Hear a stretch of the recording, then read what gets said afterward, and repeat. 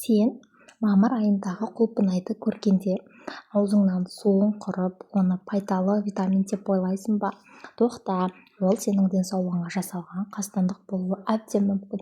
Бүгін мен құлпынайдың ешкім айтпаған қараңғы жағын әшкерелеймін. Ол неге сенің бүйрегіңді істен шығаруы мүмкін және неге оны жуудың қарапайым әдісі өмірді сақтап қалады. Видеоның екінші бөлімінде осы қызыл жемісті қалай сұлулық қаруына айналдыруға болатынын айтамын. Соңына дейін көр, бұл өте маңызды. Құлпынайдың зияны мен қаупі.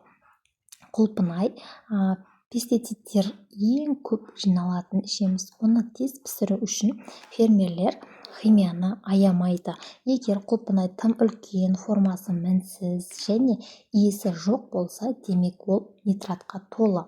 Бұл бауыр мен ішекке соққы. Құлпынайдың беті тегіс емес, оның мыңдаған ұсақ тесіктері бар.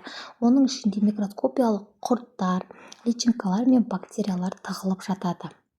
Жай сумен шаю оларды кетірмейді. Сен оларды тірідей жеп жатырсың. Бүйректегі тастар мен аллергия. Құлпынайдың құрамында оксалаттар бар. Егер бүйрегіңде аздап кінәрат болса, немесе асқазаныңда қышқыл көп болса, құлпынай жағдайды ушықтырады.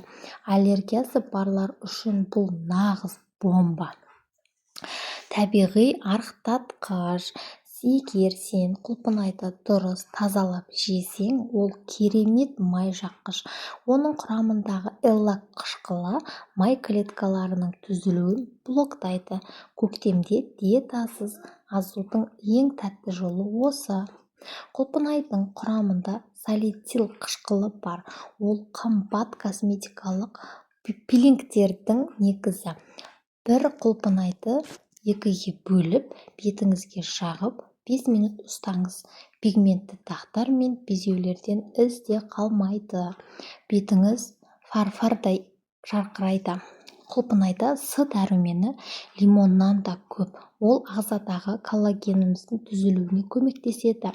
Қымбат баттарды ішкенше, маусымда сапалы құлпынай жеген әлде қайда тиімді. Уланбау үшін бір құпия әдіс бар.